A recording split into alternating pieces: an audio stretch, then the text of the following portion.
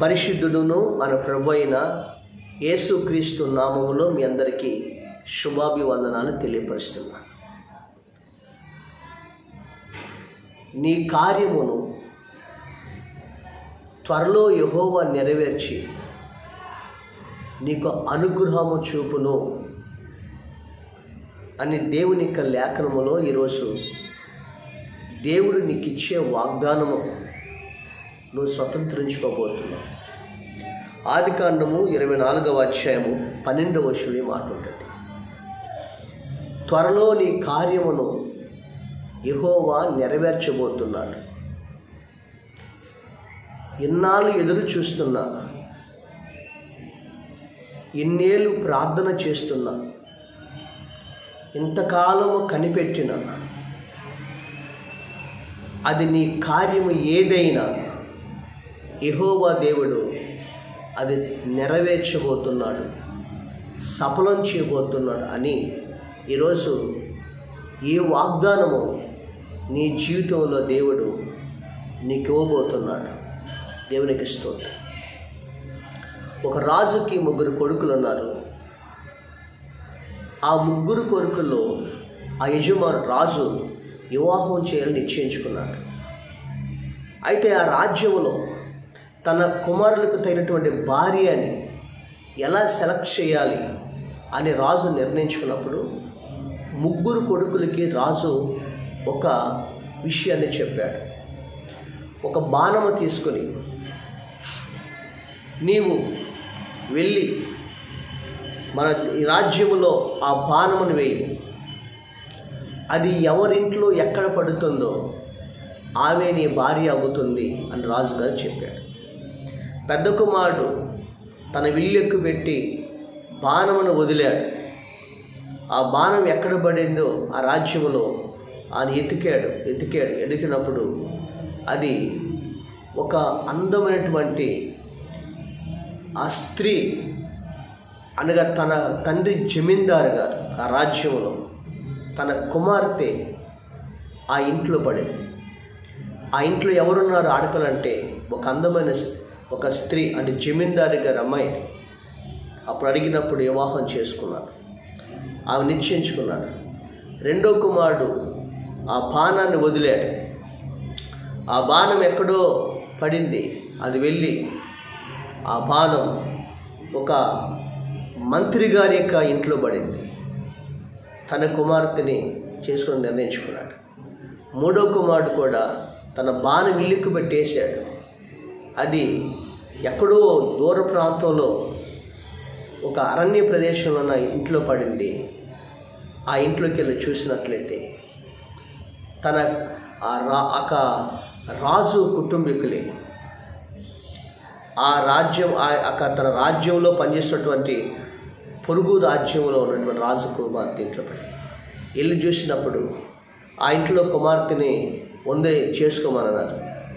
తర్వాత ఆ కుమార్తెని తీసుకురావడానికి చిన్న కుమారుడు వెళ్తే ఏం చేసిందండి, అది ఎందుకంటే నా కుమార్తెని తీసుకొచ్చి గుర్రం మీద ఒక బోను పెట్టాడు. ఆ బోన్లో ఎలుకొంది. ఇదేంటయ్యా అంటే, నా కుమార్తె ఈమెకు శాపం తగిలింది. శాపము కారణంగా నా కుమార్తె ఎలుకగా జన్మించింది. ఆమె శాపం పోయినప్పుడు కుమార్తెగా మారుతుందని పంపించాడు. పెద్ద కుమారుడు భార్య చక్కని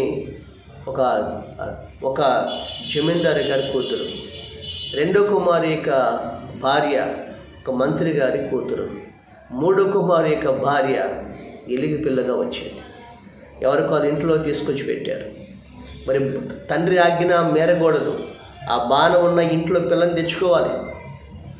ఇంట్లో పెట్టాడు. అప్పుడు అందరూ కూడా తోడుకోళ్ళందరూ కూడా రాజుగారు చూసాడు. అందరూ ఇంట్లో ఉన్నప్పుడు కానీ 3వ కుమారి భార్య కనిపించట్లేదు. అప్పుడు రాజుగారు ఒక ప్రయత్నం చేశాడు. ఈరోజు మన రాజ్యంలో అందరూ కూడా చక్కని పిండి వంటలు చేసుకుని మీరు తీసుకురావాలి అని రాజుగారు ఒక పరీక్ష పెట్టారు. ఎందుకంటే 3 కోడళ్ళు వస్తారని.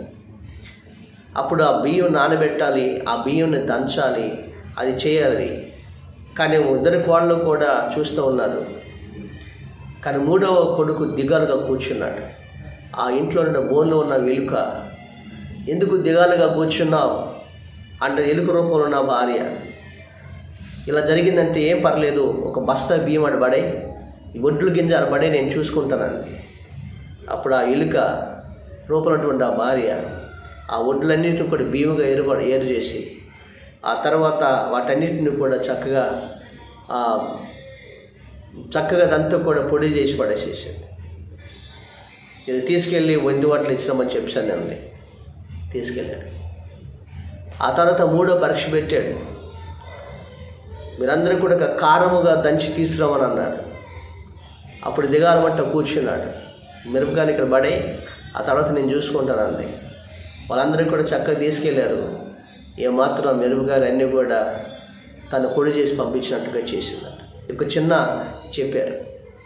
ఈ విధంగా అప్పుడు రాజుగారి భార్య ఒక నిర్ణయించుకుంది. రాజకుమారులో 3 కోడళ్ళు ఒకరోజు నేను చూడాలి, మూడోవాడి భార్య కనిపించట్లేదని అన్నప్పుడు, రేపు పలానా రోజున మన ఇంట్లో ఇందు భోజనం జరుగుతుంది, ఇందు కార్యక్రమంలో 3 కోడళ్ళు 3 కొడుకులు రావాలి అని నిర్ణయం పిలిచారు. అప్పుడు టెన్షన్ పడిపోతున్నాడు. పెద్ద కొడుకు కుమార్తె, పెద్ద కొడుకు భార్య వెళ్తుంది, చిన్న కొడుకు భార్యను తీసుకెళ్తున్నాడు, ఆ రెండో కొడుకు భార్యను తీసుకెళ్తున్నాడు, మూడో కొడుకు భార్యని తీసుకెళ్ళాలి. ఎలాగా? దిగాల పడ్డ కూర్చున్నాడు. ఏంటి దిగులుగాను కూర్చున్నావు అని ఈ బోన్లో ఉన్న ఎలుక రూపంలో మాట్లాడుతున్నప్పుడు ఇలా జరిగింది. నీ భార్యలందరూ తీసుకుని ఇందు భోజనం ఏర్పాటు చేశారండి. అప్పుడు బోన్ల మీద గెలుకంది. ఎలాగన్నా కానీ 12 గంటలు దాకిన దాకా నువ్వు టయాన్ని వెయిట్ చేయి, నీ వెళ్ళు, నా భార్య వస్తుందని చెప్పు అన్నాడు. ఏం తిప్పమంటావు? నేను వెలుగుగా తీసుకెళ్ళి మా తండ్రికి చూపించమంటావు అని అంతే. నీ వెళ్ళు, 12 గంటలు దాటిన దాకా నువ్వు కాలయాపన చేయమని చెప్పేసి అంది. అప్పుడు వెళ్ళారు. ఎదురా నీ భార్య అని రాజు అడిగాడు. వస్తానంది అని చెప్పేసి అన్నారు. ఆ విధంగా కార్యక్రమం ఎదురు చూస్తున్నారు.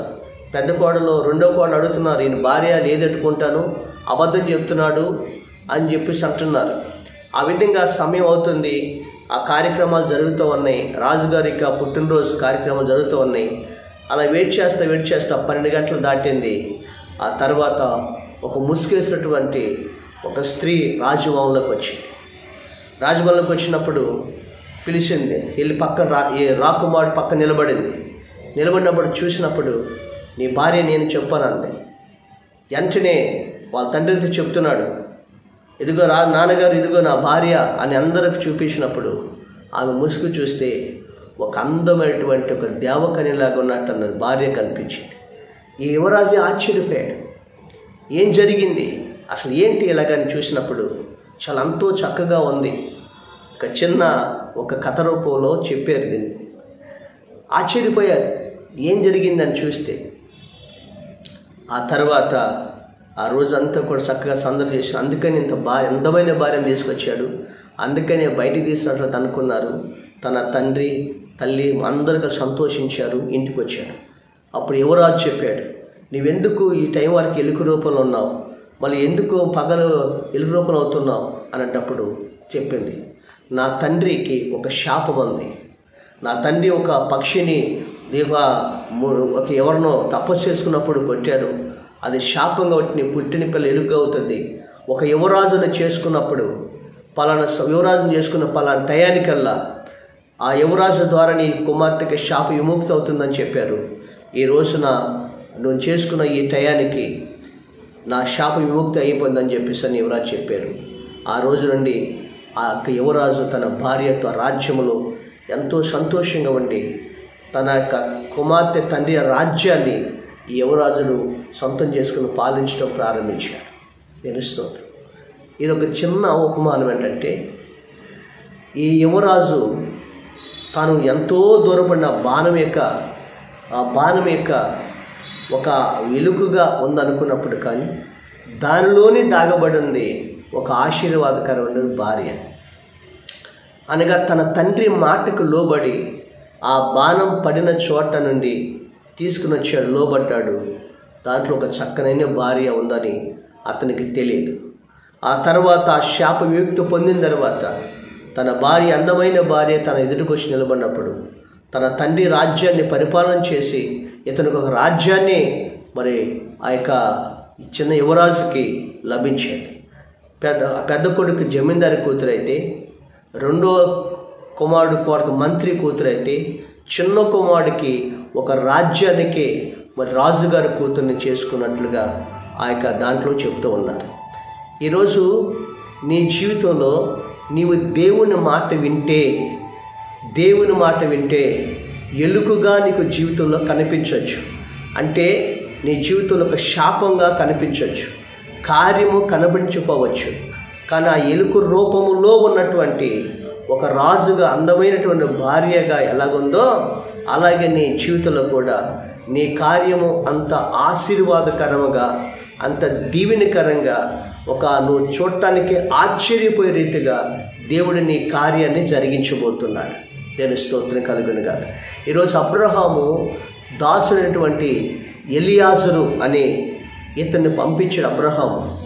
అప్పుడు ఎలియాజరు అన్నాడు, ఒకవేళ నేను ఆ ప్రాంతానికి వెళితే, ఒకవేళ ఏ కుమార్తెనైతే నేను అడుగుతానో ఆమె నాతో పాటు రాకపోతే, అసలు ఆమె నా యజమానుడి కుమారుడికి భార్య ఎక్కడుందో నాకు ఎలా తెలుసు అని అడిగాడు.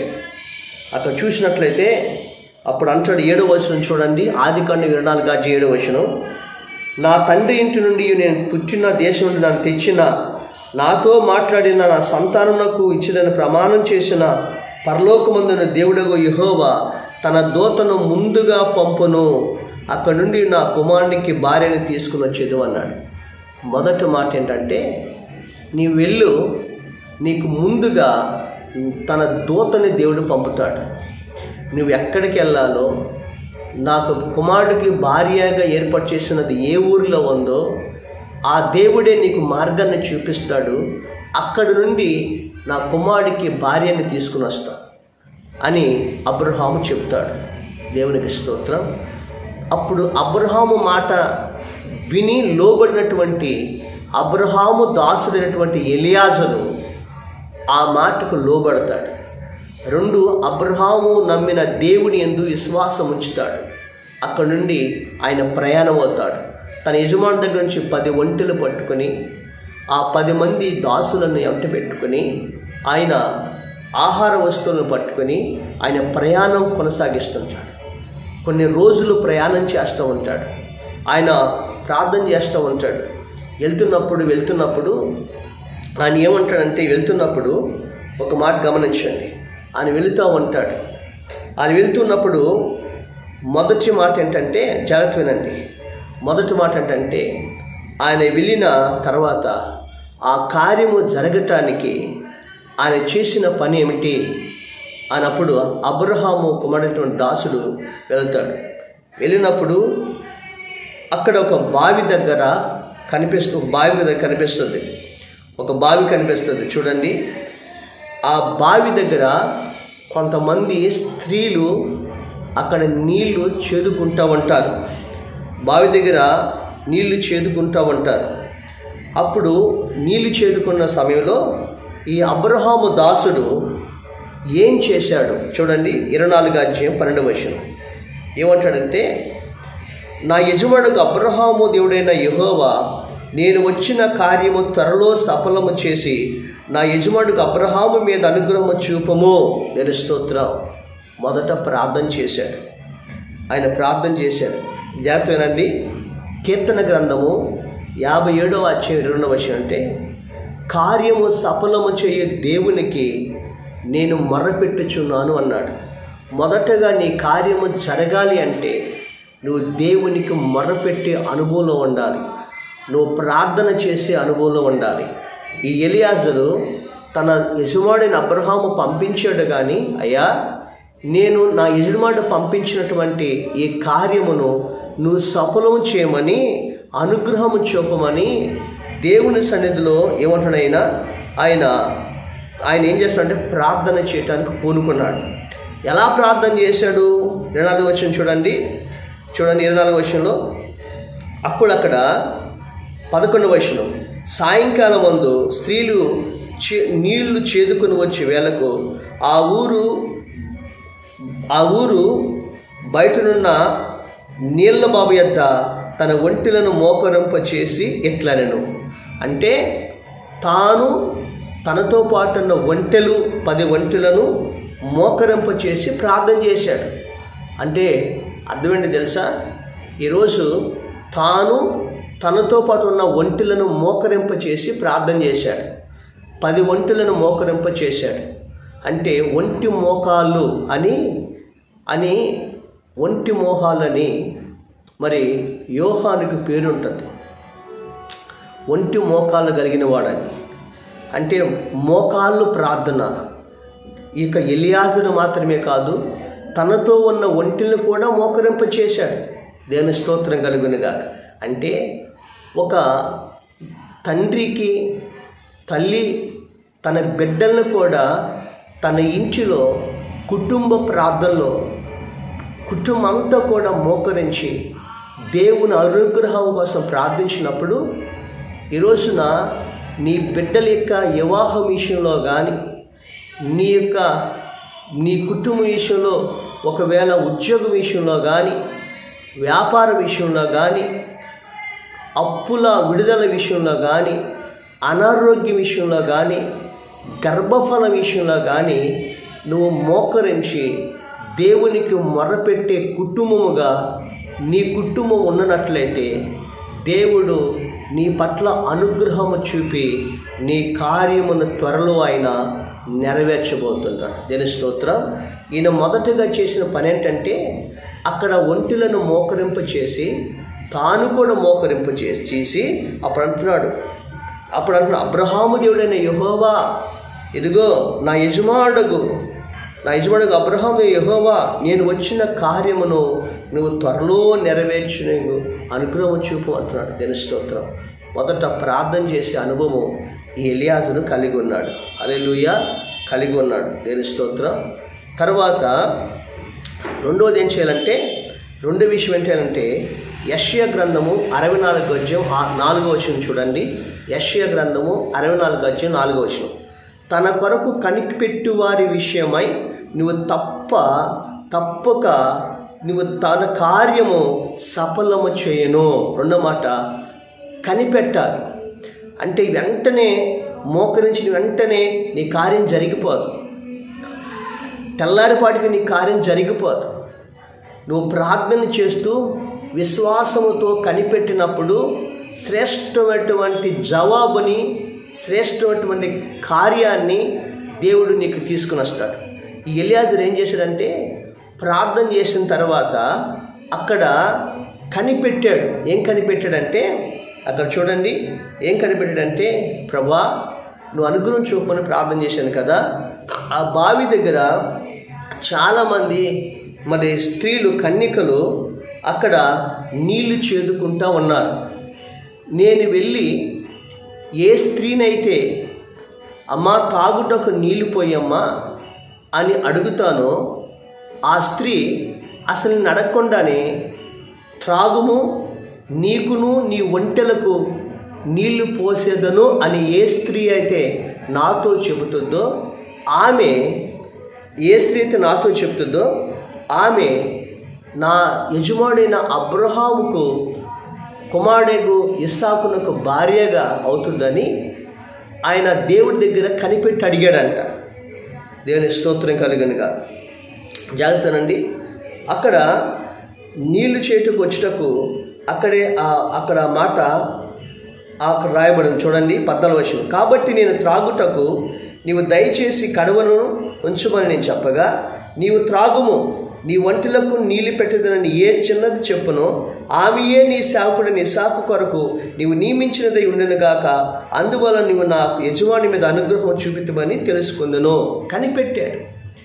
ఈ రోజున దేవుడి చిత్తం కోసం కనిపెట్టాలి. వివాహం విషయంలో తొందరపడకూడదు.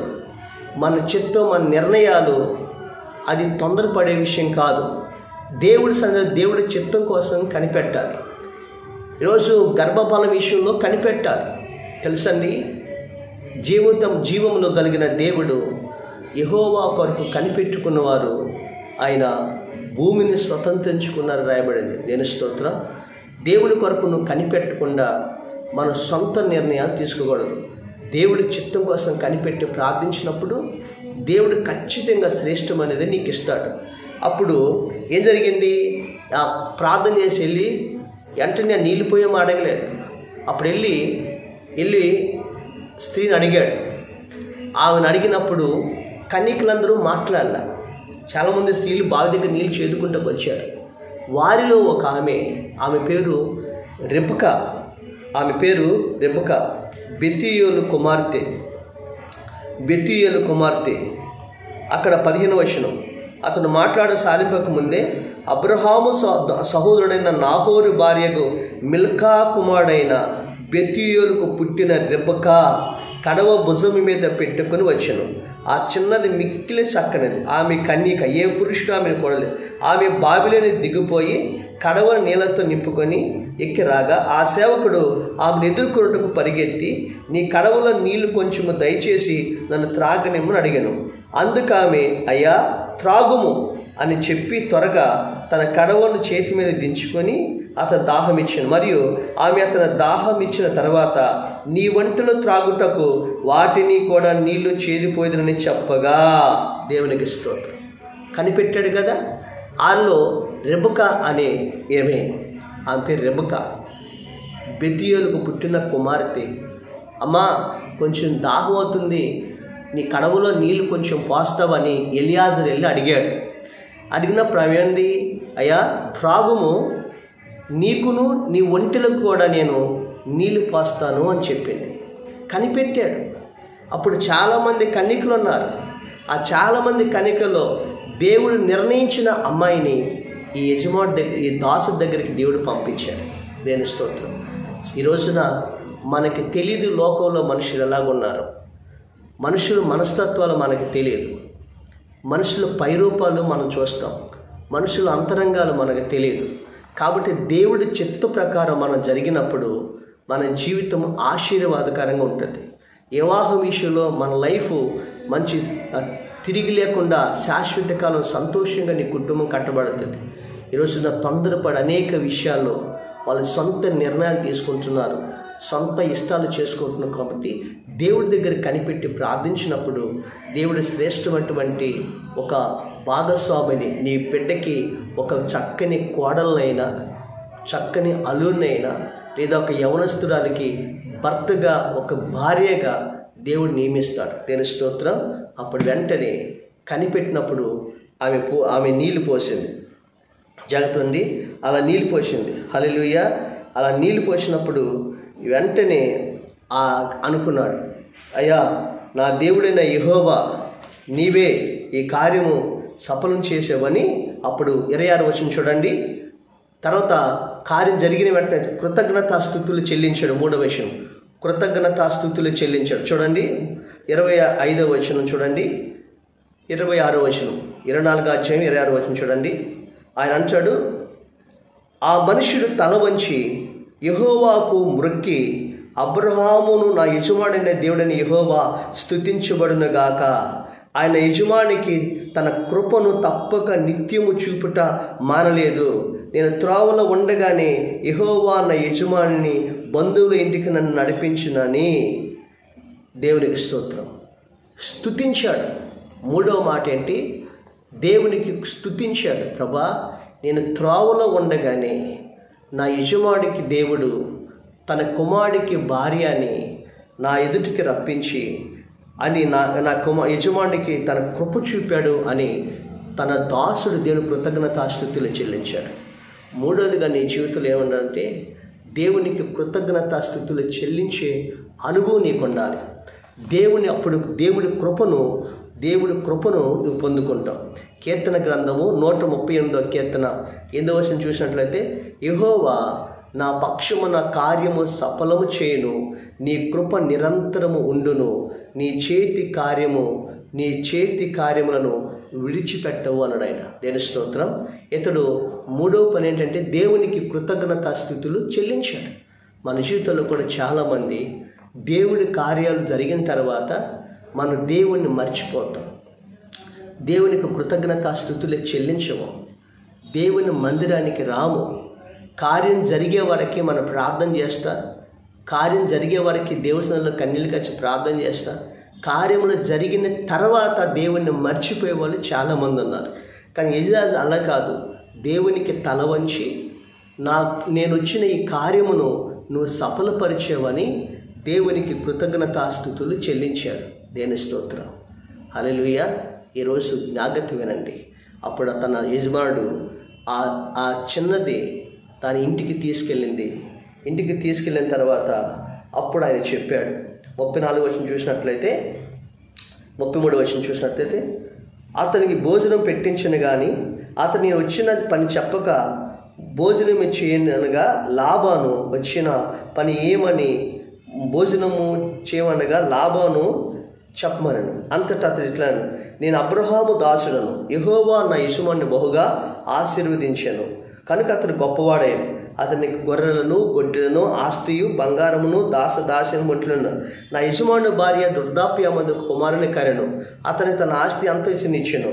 కాబట్టి ఎవరి దేశముందు నివసించున్నాను ఆ కనానీయుల పిల్లలు ఒక పిల్లను నా యజమానికి పెండ్లి నా యజమాని వద్దకు తీసుకురామని పంపించినని చెప్పాను అని దాసు చెప్పి, అయ్యా నేను ఎవరినంటే అబ్రహాము దాసుడను, అతడు నన్ను నా యజమానికి కుమారుడు ఉన్నాడు, అతను కుమారుడికి ఒక మంచి భార్యని కనుక్కుని వెతికి తీసుకురామన్నారు.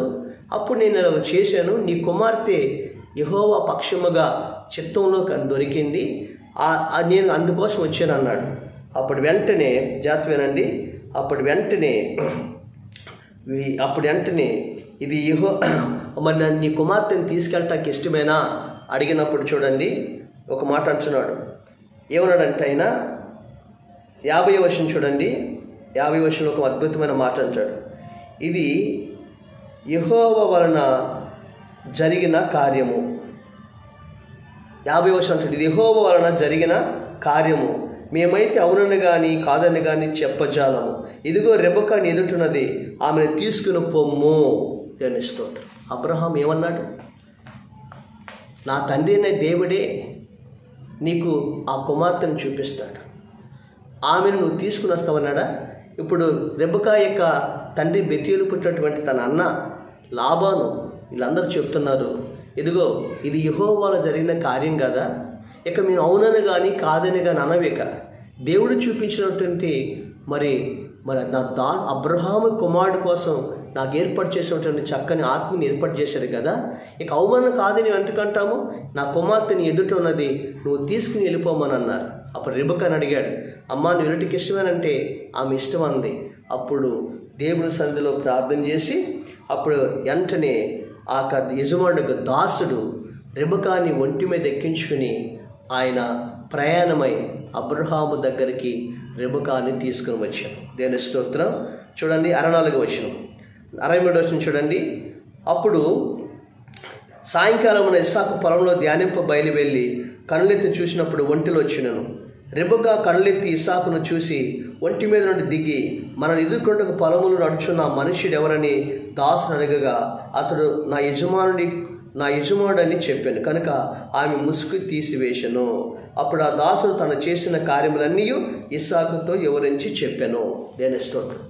చూసారండి, ఆ సమయంలో ఇస్సాకు పొలములో ప్రార్థన చేస్తున్నాడు, అయ్యా నా దాసుడు నాకు భాగస్వామి భార్య అని వెతకటానికి వెళ్ళాడు, నీ చిత్తంలో ఉన్న అమ్మాయిని నాకు భార్యగా మీరు చూపించండి పొలములో ఇస్సాకు ప్రార్థన చేస్తున్నాడు. ప్రతిరోజు వీళ్ళు వచ్చే వరకు ప్రార్థన చేస్తున్నారు. అదే పొలములోనికి ఇస్సాకు ఏ భార్య కోసమైతే దేవుడి చిత్తంలో భార్య కోసమైతే ప్రార్థన చేశాడో ఆ రెబెకాని ఆయన ముందుకు దేవుడు తీసుకొచ్చాడు. తెలుస్తుంది. ఈరోజు నువ్వు ప్రార్థన చేసినప్పుడు దేవుడు నీ కార్యము జరిగించి నీ ముందుకే ఆ కార్యాన్ని తీసుకుని వస్తాడు. అప్పుడు వెంటనే ఇస్సాకు రెబెకాకి అద్భుతమైన వివాహం జరిగించి అబ్రహాము దేవుని కృతజ్ఞతాస్తుతులు చెల్లించాడు. ప్రియమైన దేవుని బిడ్డలారా, దేవుడు ఎంత గొప్ప దేవుడు అంటే నీ కార్యమునైనా త్వరలో సఫలపరిచే దేవుడైనా 3 సఫలపరిచాడు. ఈరోజు దేవునికి నీ దేవుడి కొరకు నువ్వు కనిపెట్టు, నువ్వు ప్రార్థన చేయి. నీ జీవితంలో గొప్ప కార్యమైన చేస్తాడు. దేవుని స్తోత్రం. నెంబర్ 1, ఆ దేవుడి సన్నిధిలో మొర్రపెట్టాలి. దేవా నా కార్యము సఫలం చేయమని మొర్రపెట్టాలి. నెంబర్ 2, తన కొరకు కనిపెట్టుకోని వారి విషయమై ఆయన కనిపెట్టాలి, ఎదురు చూడాలి. 3వది, దేవుని కృప కొరకు వేడుకొని దేవుని కృప మనం అనుగ్రహించబడి కృతజ్ఞతాస్తుతులు దేవునికి చెల్లించాలి. ఈ 3 ఎలియాజరు చేశాడు. దేవుడు తన ఎదుటికి తన యజమానికి చక్కని భార్యని తన చేతికి అప్పగించాడు. తీసుకొచ్చి తన యజమానికి అప్పగించాడు. దేవుడు గొప్పగా అబ్రహాముకి తన కోడలుగా రెబెకాని చేసుకున్నాడు. దేవుడు ఆశీర్వాదకరంగా వివాహమును జరిగించాడు. అట్టి కార్యం అబ్రహాము జీవితంలో, అబ్రహాము దాసుడైన యజమానైన ఎలియాజరు జీవితంలో దేవుడు జరిగించాడు. దేవుని స్తోత్రం. ఈరోజు నువ్వు కూడా ఏ కార్యం కోసం ఎదురు చూస్తున్నావో ఆ కార్యము నీ జీవితంలో జరిగినట్లుగా నువ్వు ప్రార్థన చేస్తే ఆ కార్యము నీ వద్దకి దేవుడే జరిగిస్తాడు. వివాహం విషయంలో, ఉద్యోగ విషయంలో, వ్యాపార విషయంలో, ఏ విషయంలో సరే దేవుడి 3 విషయాల నుంచే నీ కార్యము త్వరలో దేవుడిని నెరవేర్చునగాక. ఆమె. పరిశుద్ధుడైన మా తండ్రి, కృతజ్ఞతాస్తుతులు స్తోత్రాలు చెల్లిస్తున్నాం. ఈరోజు నీ వాక్యం ద్వారా మా అందరితో మీరు మాట్లాడినందుకు మీకే కృతజ్ఞతాస్తుతులు స్తోత్రాలు చెల్లిస్తాం. యేసుక్రీస్తు నామమున అడుగుచున్నాము తండ్రి.